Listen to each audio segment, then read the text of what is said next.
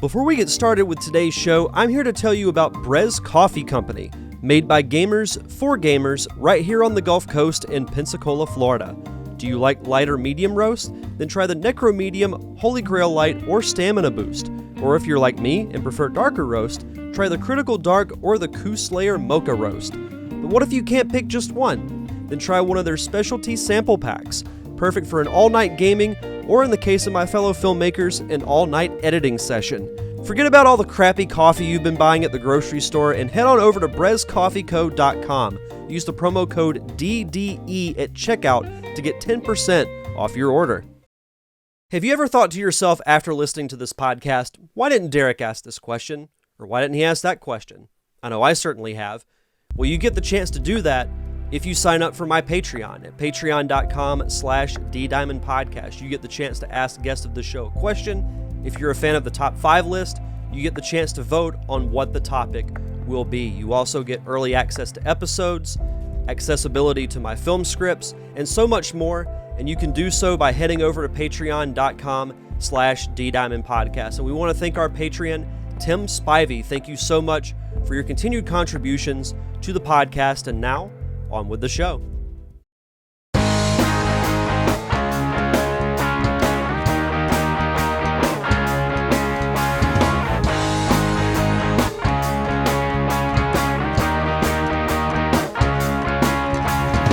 Welcome to the Derek Diamond Experience podcast, where every week I take a look inside the world of film and television with those who have lived it and experienced it. I am your host, Derek Diamond, and I'm going to be completely honest with you all. I am exhausted right now. I may not sound like it, but as I'm recording this episode, I have my first day off in about 2.5 weeks or so. Mother's Day was the last day that I had off. We started the Blue Wahoo season a couple of weeks ago, wrapped up a 12-game homestand, so a little tired, and the past couple of weeks have been really busy. In addition to that, Pensacon was this past weekend, which I got to attend in a more limited basis than what I've done in the past, but still got to go. I got to go with my fiance, our first convention together.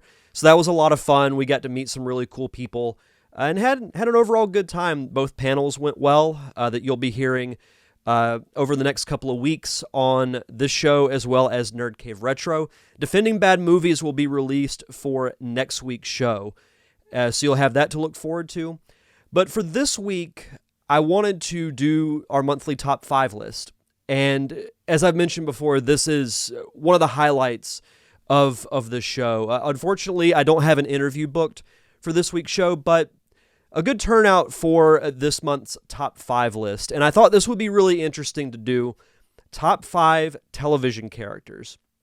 And I'll be the first to admit I'm much more of a movie fan than I am of TV, but television has really become more prevalent, especially over the last few years with the introduction of Netflix, Hulu, and other various streaming platforms.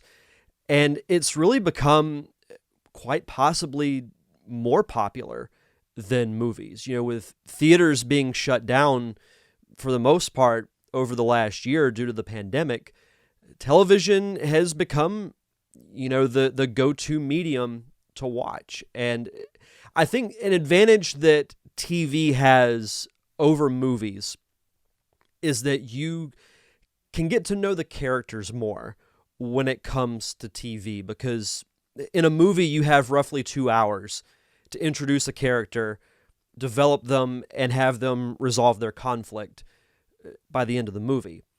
But with television, you can have much more breathing room. If you're a writer, you have more real estate, if you will, to develop characters, and you really get to learn their nuances and their quirks and different situations that they go through. And a lot of people become very attached to television characters. You look at shows like Friends, Breaking Bad, and even some of the sitcom days like Fresh Prince of Bel-Air, Malcolm in the Middle, other various shows that I can think of. People become attached to them, and it's almost like these characters as real people, and you look forward to what they're doing every single week for however long the show goes, and you get to the longer standing shows like Cheers, like Frasier, it becomes a part of you in a way, like watching these characters develop and go through these various situations, and it can become really emotional when shows end and you don't see these characters anymore. But I think you also value your time in getting to know said characters. So I thought this would be a really fun list to do, and I restricted this to live action because at some point I want to go back and do top 5 animated characters, because to me, like, I can make that a whole separate list because I can think of so many animated characters that I like too from my childhood. So we're going to keep it at live action for this episode. And I got to give the listeners credit. You guys came up with some really, really good lists that I had the pleasure of going through and viewing, because it's the same thing with other lists that we've done on this show. The list can be so different, and it really makes you think, because I try to do my list before I read everyone else's, because I find that, I'll look at, say, Brandon Rutledge's list or Wade Vatican's list, and it kind of makes me think, oh, I completely forgot about that person. So it's really, really cool, and I appreciate you guys submitting your list, especially on kind of short notice, because I think I made the post on Friday that I was going to do this list, and I'm recording this episode on a Monday. So we're just going to dive right in to my list, and for those who might be new to the top 5, what I'm going to do is list my honorable mentions, and then I'll go through my 5 through 1, and then I'll go through everyone else's list. So we're going to start with some honorable mentions, and this could have easily been a top 10 list, because I have over 5 honorable mentions. I have Johnny Lawrence from Cobra Kai, and I know he started as a film character, but I feel like with the introduction to Cobra Kai, you really get to see his story fleshed out, and he becomes, a character that, yes, he's very flawed and he's done some pretty terrible things, but you root for him to improve his life. And I find myself becoming more of a fan of him the more times I go back and watch the show, and really curious to see what happens with him in season 4, especially with him and Daniel seemingly putting aside their grudge to go up against Kreese and the Cobra Kai dojo. Do I think that it's going to go smoothly? No, I actually think their tension is going to be a very big focal point of season 4 and trying to work together. And I'm really excited to see it. But I've really enjoyed the development of the Johnny Lawrence character through Cobra Kai. Din Djarin from The Mandalorian. I think The Mandalorian has been the best thing that's happened to Star Wars since the original trilogy. I will put The Mandalorian over the new trilogy as well as the prequels, because it dives into that period that I think is pretty unexplored when it comes to Star Wars canon, that being a few years after Return of the Jedi, when the Empire is seemingly overthrown, Palpatine has been defeated, Vader's gone. So the galaxy is a very interesting place. And I remember being cautiously optimistic about The Mandalorian, because it was something that I didn't really know much about. I mean, when you think of Mandalorian, you think of Boba Fett. But we knew it wasn't going to be focused on Boba Fett. And I think that was the right way to go, because you develop new characters in a largely unexplored part of the Star Wars universe. And I think Pedro Pascal did a phenomenal job. I mean, we'll continue to do a phenomenal job with The Mandalorian. I know we won't get season 3 for a while, but I'm really curious to see where they go with it. I'll also throw in Moira Rose from Schitt's Creek. This was a show that Samantha introduced me to not too long after we started dating, and I was shocked to see that the mom from Home Alone was playing such a completely different type of character. And to me, she is the highlight of that whole show. I mean, they're all great. They all work together very well. But she has been the one, to me, from the beginning that has stood out when it comes to comedy and just overall great situations that she's involved with. She's made me laugh the most out of that entire show. So I have to put her in my honorable mentions. I also throw in Benedict Cumberbatch's Sherlock from the Sherlock series.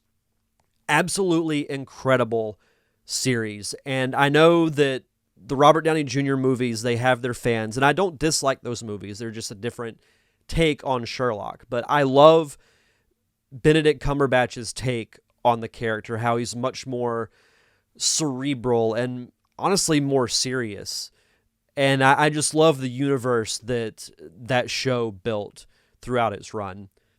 I'll also throw in Oliver Queen from the Arrow series, played by Stephen Amell, who I actually got to meet a couple of times in Atlanta at the Heroes and Villains Fan Fest. Super nice guy, and I thought he played the character perfectly. He's still my favorite character in the CW DC universe that they've built for television. I just loved his very flawed take on the character and watching him develop from essentially a serial killer into what he became. And that show is still, like I said, my favorite of the CW universe. I also have to throw in Frasier Crane from Cheers and Frasier.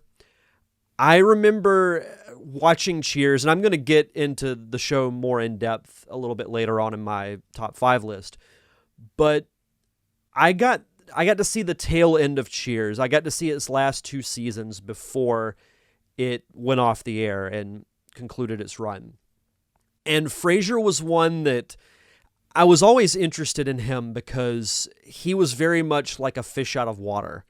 Because you have this show that takes place in a bar with everyday people, and he's, the like snot-nosed, upper crust, proper, prim and proper psychiatrist. And he's so out of place. But his comedy is different than everyone else's, but it fits in a way because he doesn't fit in.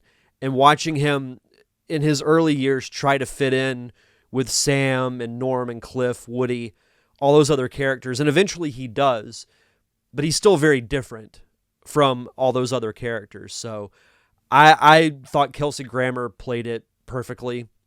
And of course, he went on for another decade to play that character. And I'd be curious to know if anyone's played a character longer than Kelsey Grammer played Frasier Crane. And, they're saying that Frasier's getting a revival with Paramount Plus that I'll be very interested in seeing. And I will say this, for those who didn't watch Frasier, he was the host of his own radio show where he would give advice to people who would call in. If he's not a podcast host, they have missed a huge opportunity, because I think that would be a great play on what happened years ago in the original run of the show. But diving into my top 5 list, my number 5 is Jean-Luc Picard from Star Trek The Next Generation. I'm kind of ashamed to admit it, but I never watched the original Star Trek run. I still haven't watched a full episode of that series, but I love The Next Generation. I remember watching it as a kid with my grandmother and instantly being drawn to 2 characters. One was Data, who would be in my honorable mentions as well, but also Jean-Luc Picard, because I loved his almost no-nonsense take on commanding the Enterprise. And I know it's very different from Captain Kirk, where Captain Kirk was kind of a bookworm when he was younger and then became, to put it bluntly, a hellraiser when he was an adult. With Picard, it was the opposite. He was always getting into trouble when he was younger, and then he was this, intimidating figure on the Enterprise. And whenever he would go on away missions, it would be a big deal because Riker made it very clear that he did not want Picard to go. Like, first officer leads the away missions. But when Picard would go, it was a huge deal. And to me, my favorite episodes were centered around him. And part of that has to deal with Patrick Stewart. And he's one that I could watch him in anything. Like, if you tell me Patrick Stewart is going to be in this movie or this show, I'm going to watch it. And I've enjoyed the revival with the Picard series, and I'm very curious to see what happens with Q in in season 2. So, love Jean-Luc Picard. Glad that his character is back. I know we've got to wait a bit for season 2, but I think it'll be worth it. My number 4 is Walter White from Breaking Bad, the show that to me introduced binge watching to the world, because it was on Netflix and everybody had to catch up on it to lead up to the final season. And just watching Bryan Cranston's take on this chemistry teacher who went bad, and he went through questionable means in order to get money, and he ended up being sucked into that lifestyle. And just watching him become like this drug lord, crime lord, kingpin, whatever you want to call it, was so fascinating. And I remember watching that final season as it aired, and just every episode was just one emotional gut punch after another. The journey was incredible, and I still think it's one of the best shows that's ever been made. And I loved Breaking Bad, one of the best shows of all time. Number 3 is Michael Scott from The Office, and I liked The Office whenever it made its original run. It's similar to Cheers and Breaking Bad. I didn't really get into it until it was near the end of its run. And then going back and watching it on Netflix and now on Peacock, because it's a show that, here at my house we have on quite a bit, because it's, you have those shows that you can put on as background noise, but you still find yourself in certain moments sitting down and watching those episodes. And I thought Steve Carell played Michael Scott perfectly. He was the glue that held that show together. And in the beginning, and I know we got into this in great detail when I did the Office Roundtable with Wally and Josh late last year, but Michael Scott was not a very likable person in the beginning of the show, because he was socially awkward and he was kind of a jerk to his employees. But I think through his employees, he became a likable person. Like he still had his moments where he was not, but he became lovable in a way that he was just so awkward and so if Michael Scott were a real person and you knew him, like as soon as he would say something, you do the Picard facepalm. But Steve Carell made that character so entertaining. And I honestly think it was a bit of an injustice to him that he was not more involved in the final episode. And it could have been that Steve Carell was only available for a very limited time, which if that's the case, then I understand. But I think to me, once Michael left The Office, that was the end of that show. And there were still some good moments. Like I loved James Spader's take as Robert California in the later seasons. But yeah, to me, Michael Scott was The Office. But my number 2 is Dr. Gregory House from House MD, one of my favorite shows of all time. And I loved the development. And this is a recurring thing, but I loved seeing the development of his character. And yeah, House was still a total jerk by the end of the show, but you could tell that in his own way that there were certain people that he cared about. And I didn't really care for the final episode and how they wrapped up everyone's story, but still as a character, I loved his interaction with his various teams that he had throughout the course of that show's run.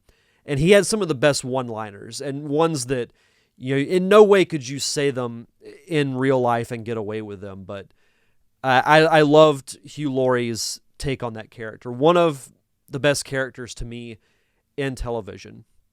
But my number 1, and this is even more special now because I got to meet the man behind the character at Pensacon this year, is Norm Peterson from Cheers, played by George Wendt.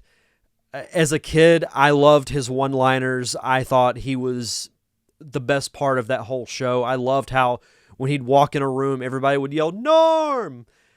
And it was just so cool. Like, it made him seem like a really popular person. And then when he would go in other bars or other restaurants, you'd hear people yell Norm, and it became a gag on the show. What made Cheers so special is that I felt like every character was important. Yeah, the show was centered around Sam Malone, but it also dealt with his dealings with his employees and his customers. And Norm was everyone's favorite bar customer, never paid his bar tab, constantly unemployed. He was a lovable loser in a way, because a lot of people can relate to that. You know, there are people who try really hard to do things, or in some cases not try hard at all.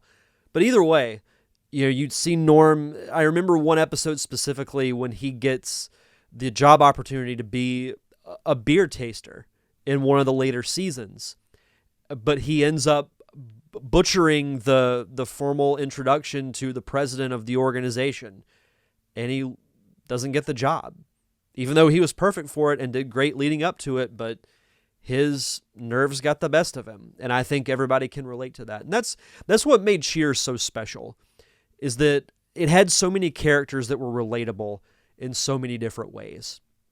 And to me, there's not another show quite like it, at least in my viewing experience. I'm sure there are, but Cheers will always be that show whenever you think of relatable characters that I'll instantly be drawn to. And it was really cool, you know, years later, knowing that, you know, like, my mom was a huge fan of the show. She was the one who introduced me to it. And when the show started, it was dead last in the ratings, and then years later became the number one show in America, and over 80 million people watched the final episode. That, to me, is an impact in the world of film and television, and Norm's character was a huge part of that, and I think he's a lot of people's favorite character from that show. So that is my top 5 list for live-action television characters. Let's dive into everyone else's list. First up, we have my wonderful fiance, Samantha Owens. Her honorable mentions are Barry Allen from The Flash, Creed from The Office. When it comes to secondary characters, he's absolutely my favorite, just because you don't know what he's going to say. And then Chandler from Friends. And Friends is a show that I've watched the first few episodes of it and kind of seen it sparingly. I would like to watch it from beginning to end at some point, but I definitely see the appeal of why so many people loved it. And of course, we have the Friends reunion coming up here very soon on HBO Max. But her number 5 is Spencer Reid from Criminal Minds. Number 4, and she got me on a technicality with this, but I have to count it because the show is starting in a couple of weeks, Loki from the upcoming Loki series. And I can't wait. When it comes to like the immediate Marvel properties that are coming up, I'm really excited about the Loki show. And I just hope it's really goofy and campy fun, because I think that's what it should be. I thought WandaVision was great. I thought Falcon and Winter Soldier was really good. So the expectations, I believe, are pretty high for Loki, especially because that character is so popular. I'm looking forward to it. I think it's going to be a lot of fun. Number 3 is David Rose from Schitt's Creek. Number 2, Sherlock Holmes from the Sherlock series, as I mentioned earlier. And number 1 is Michael Scott from The Office. Brandon Rutledge, his honorable mentions are Skyler from Heroes, Negan from The Walking Dead.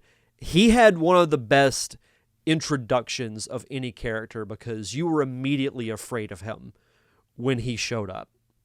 Kel Kimball from Kenan and Kel, he also throws in, who loves orange soda? I loved Kenan and Kel back when I was a kid. Mr. McMahon from the Attitude Era of wrestling, played, of course, by Vince McMahon, and he says, "You're fired." I can't do a Vince McMahon impression, and that was a terrible attempt, and I apologize for that. But yeah, I think when it comes to the Attitude Era, he was definitely the best villain of the Attitude Era. He just played that evil corporate boss so perfectly. And I think he will go down in history as, I think he's the best villain of the Attitude Era but I think he will also go down in history as one of the best villains in wrestling history. And people forget, during the late 90s and early 2000s, wrestling was one of the most popular shows on TV. You'd see packed out arenas. I remember going into middle and high school, and people were wearing NWO shirts. They were wearing DX shirts. You couldn't really wear a Stone Cold Steve Austin shirt, but I'm sure if they had been allowed, a lot of people would have wore them. And then Mando and Grogu from The Mandalorian. Grogu, of course, is also known as Baby Yoda. Number 5, Howard Wolowitz from The Big Bang Theory. I haven't watched that show yet, and a lot of people are surprised that I haven't, but eventually I will. There's just such a huge backlog that I have of shows that I haven't watched. Number 4, Claire Bennett from Heroes. Dario Cueto from Lucha Underground. That's another thing that I need to watch too. Number 2, Coach Cretin from All That. And number 1, Jack Tripper from Three's Company. Wade Vatican, honorable mentions. I actually got to give Wade a shout out because he is now working with the Blue Wahoos, and got to chat with him a little bit in person a few days ago before one of the games. So definitely look forward to seeing you out at the ballpark more, Wade. Honorable mentions are Winnie Cooper from The Wonder Years, Joey Tribbiani from Friends, and Marshall Erickson from How I Met Your Mother. Number 5, Dr. Gregory House from the House series. Number 4, Johnny Lawrence from Cobra Kai. 3, Ponch from Chips, also known as Frank Pocherello. Number 2, Al Bundy from Married with Children. And number 1, Norm Peterson from Cheers. Norm! Bill Lyons, his honorable mentions are Dan Connor from Roseanne and Ron Swanson from Parks and Rec. That's another great character too. In no particular order, Alf, and he throws in, he's out of this world, baby. Johnny Lawrence from Cobra Kai, Norm from Cheers, Captain Jean-Luc Picard from Star Trek TNG. I always loved when the villains would throw that little twist on his name. It's not Picard, it's Picard. And Hawkeye Pierce from MASH. Tyler Watson, his number 5, Artie, the strongest man in the world from The Adventures of Pete and Pete. Number 4, Squirrely Dan from Letterkenny. Number 3, The Doctor from Doctor Who. And I'm also curious, Tyler, if you're listening to this, I'm curious to know what your favorite Doctor is from that series. I'm personally partial to David Tennant, but I also thought Matt Smith was really good. I think Christopher Eccleston was a little underrated. And I haven't watched all of Capaldi's run yet, as well as, and I can't remember the actress's name who's the most recent Doctor. But I'm very far behind on Doctor Who, but I do enjoy it from what I've watched of it. Number 2, Batman from Batman 66, and number 1, Jean-Luc Picard from Star Trek The Next Generation.